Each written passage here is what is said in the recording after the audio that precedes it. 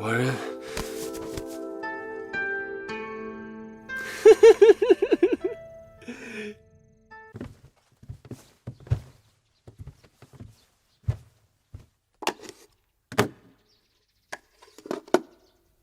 你看如何？这般轻薄香甜，姐姐是如何做到的？是用上好的红植竹花瓣放到干净的石臼中，慢慢将花瓣冲成后浆，细砂过滤取汁，然后将当年新骚就好的蚕丝剪成这猪核般大小，放到花枝中浸泡，取出晒干后，就成了妹妹手上这上好的胭脂。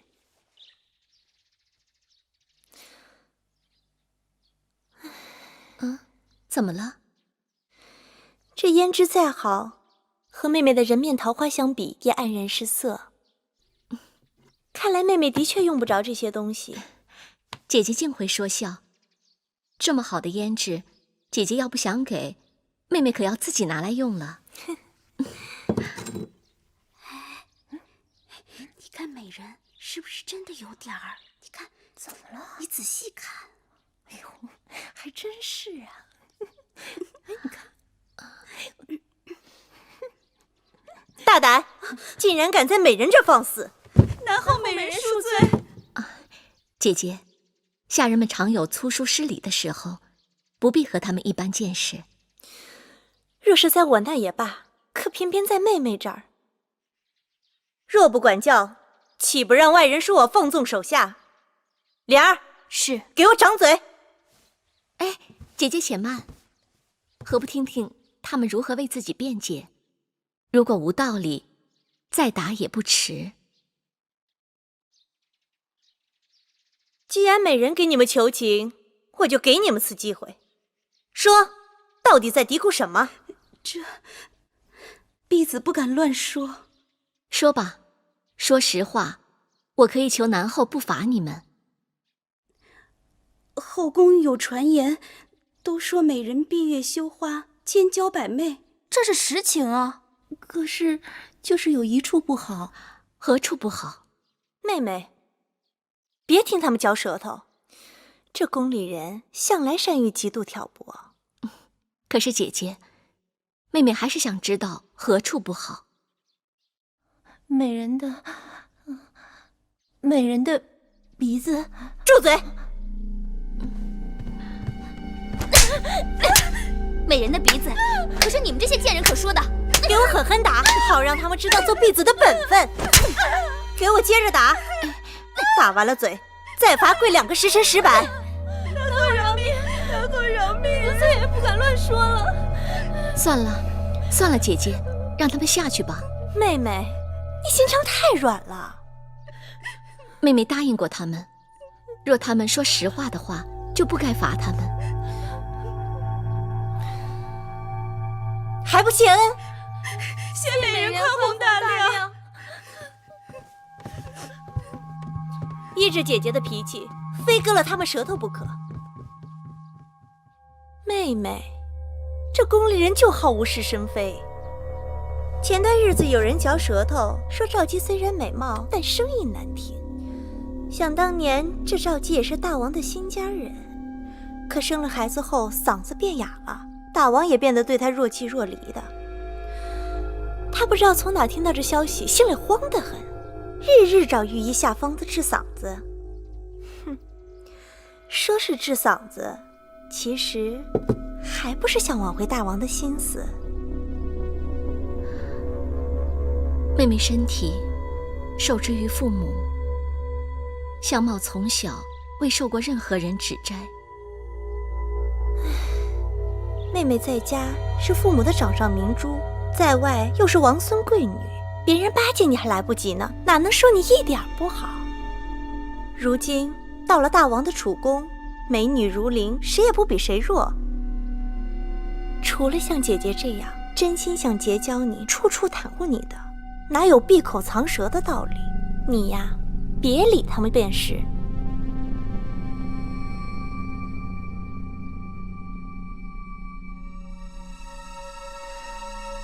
姐姐也真是个粗心人，他们不说，我还真没看出妹妹脸上的缺憾。我真的看不出什么。你从小到大都看自己的面孔，自然很难看出瑕疵。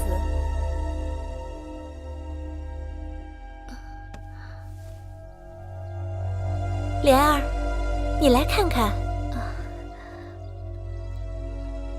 在莲儿看，夫人的确是花容月貌，只是这鼻子有一点点，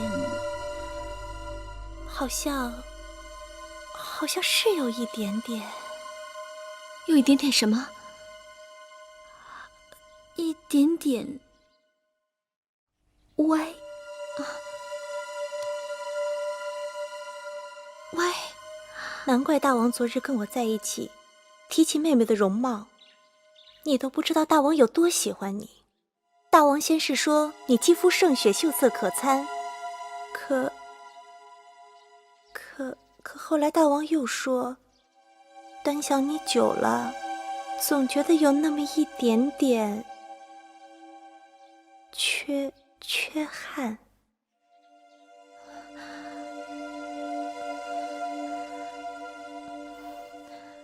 妹妹别担心，大王提起此事时，我马上打岔过去了。我说，大王，你太过于挑剔了，妹妹是丽质天成，白玉无瑕。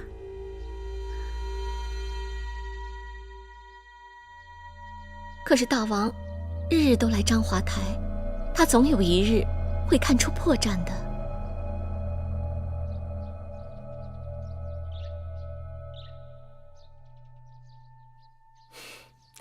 傻妹妹，这兵来将挡，水来土掩。妹妹请看，这样如何？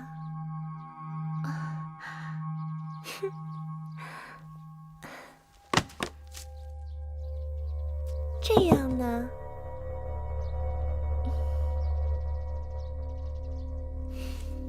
或者是这样？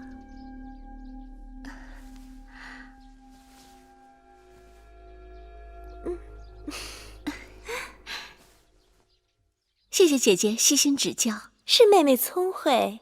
大王来了。爱妃不必多礼。爱妃啊，寡人想你。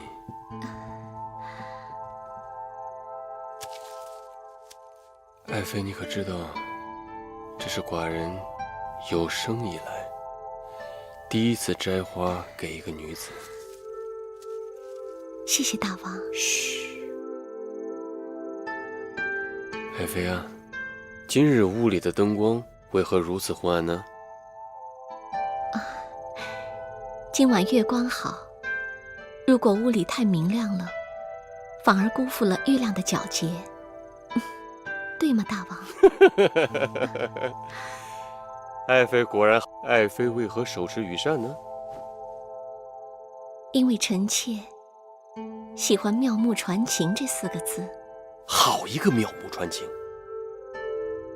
在寡人眼里，不光是妙目，你的一举一动，无不在传情。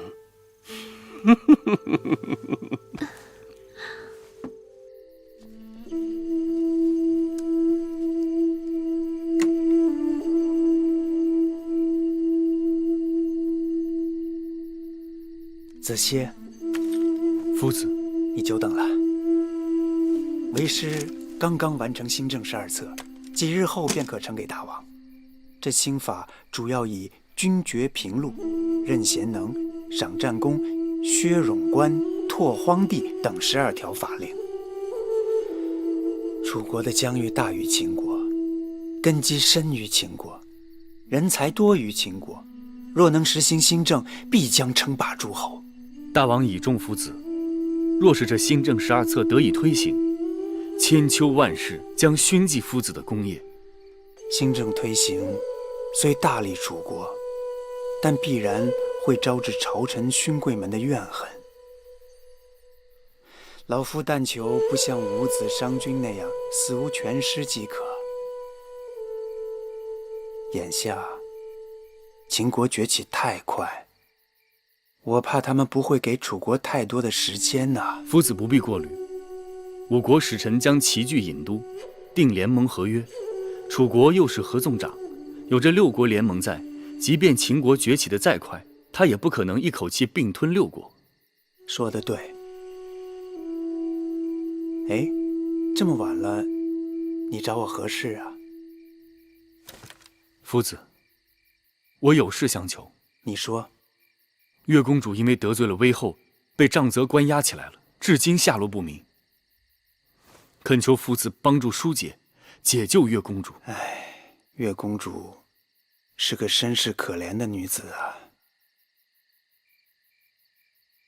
好吧，欲治其国者，必先齐其家。后日大朝，我便竭力陈情，请大王出面询问此事。没有罪名，谁也不能把岳公主如何。然后，你就可正式向岳公主求亲了。多谢夫子成全。